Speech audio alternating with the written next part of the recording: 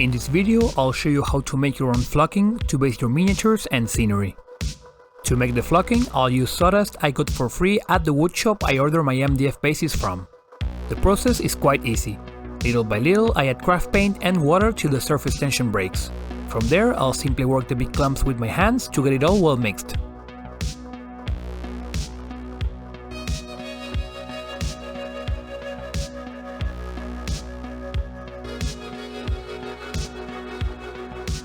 This will have to be left to dry, and how much it takes will depend on how much water you mixed in.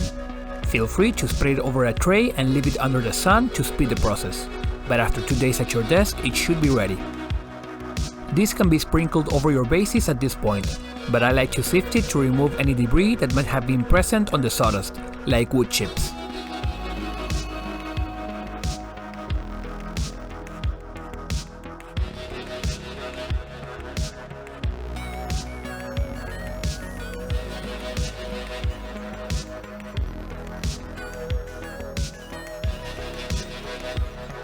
The most important thing to get some good looking bases is to have a nice variety of colors and tones. Let me show you. I give the base a coat of brown. Just in case anything would happen to show up, I'd have an earthy tone underneath. Then began to sprinkle my tones from dark to light, leaving bigger patches here and there.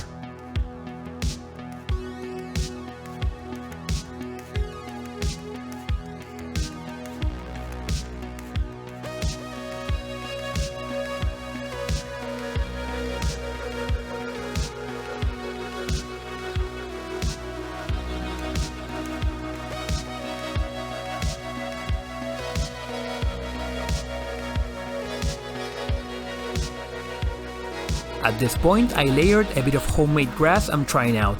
Let's make a quick pause to show you how I made it. To make the grass, I used some twine rope, but make sure not to get the stiff one, since we want to cut it quite short.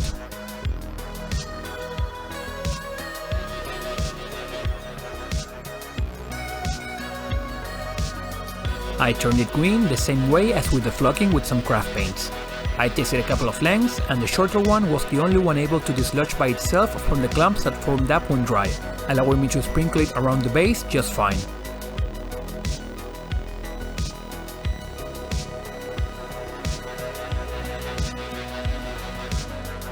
From here, a light sprinkle of colors over the grass was applied to better blend it and to create layers of depth.